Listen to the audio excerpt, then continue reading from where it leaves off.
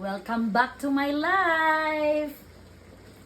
Nagluto ko guys kay ingon sila dili daw ko kabalong muluto. Galuto ko lami kay akong linutuan guys. Kung alang lang sayod. As in galuto ko og kuan kaning unsa gay ngalan ani papa?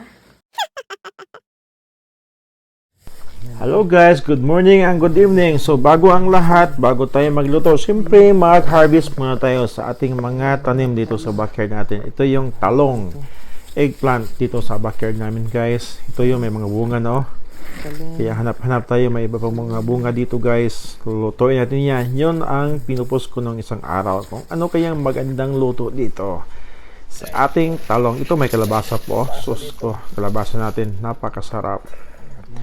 Yung sibuyas natin, gusto na mag-harvest on, nakita mo na. Wala na sa lupa, lumalabas na sa lupa, gusto na magpaluto. Ito yung talong natin, ikat natin. Mag-harvest tayo ng talong sa ating bakuran. Ito yung backyard ko guys, may mga konti-konti tayo mga tanim dito.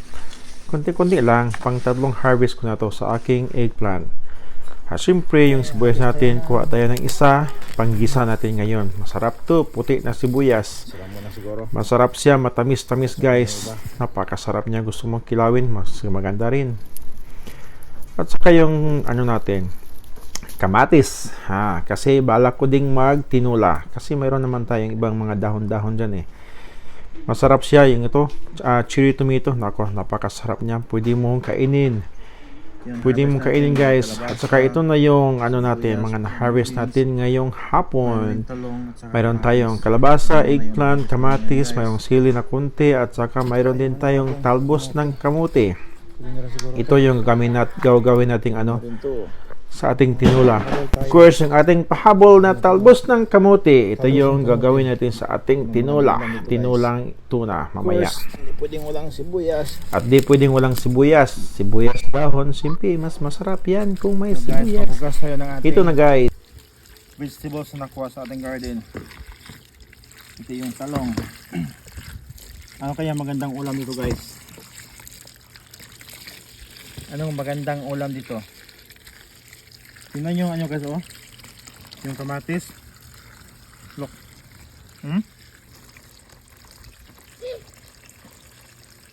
Ako guys. Say hi, Janelle. Hi, Janelle. Napakasarap ng kamatis guys.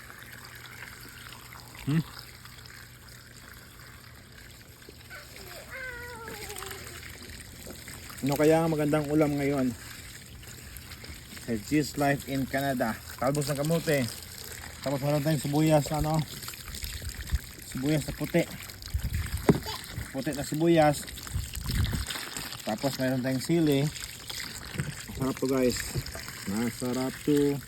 Waterfall. Meron tayong kalabasa. Look at the kalabasa natin. Nako, fresh na fresh guys. Fresh It's na so fresh. big. Let's go. Fresh na fresh guys. Let's go guys. Let's go. Let's gonna cook this one guys. Samahan nyo. So G's Life in Canada. Look at guys. Cook. So doon. Shout out to the person who sang the Just Life in Canada song. Thank you. Janelle, say hi.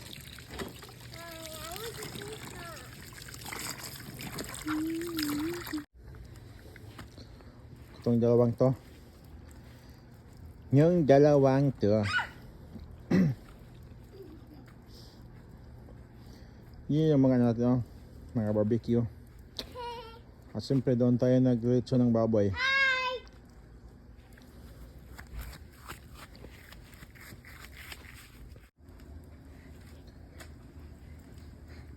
Ready? Set. Ito na ang ating na-harvest ngayong hapon.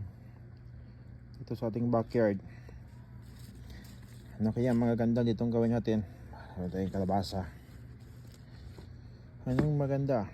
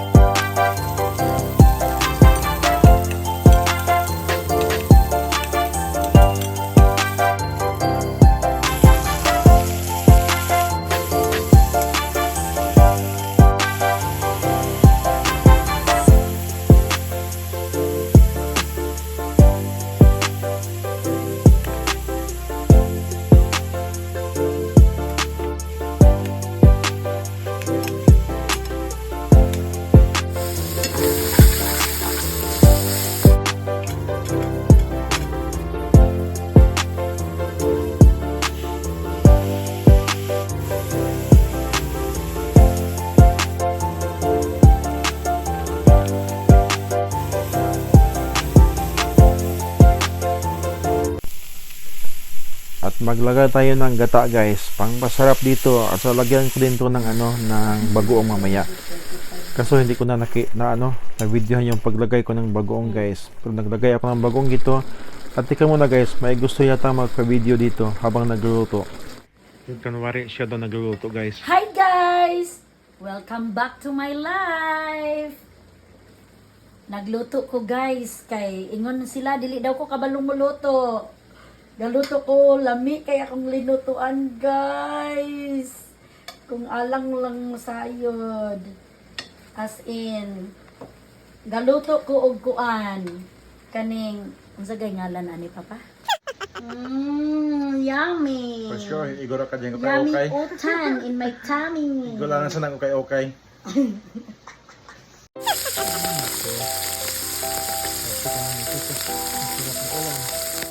And of course, mayroon tayong dried fish, yung bulad natin, galing pa ng Dumaguete. It's yummy guys, it's yummy in my tummy! Oh, kain na, kakain portion na tayo guys. Subukan natin yung ating mga halaman from the backyard guys, yung mga vegetables natin from the backyard. Naluto na, at saka kain na tayo guys. Let's eat. No, kain na guys. Thank you so much for watching.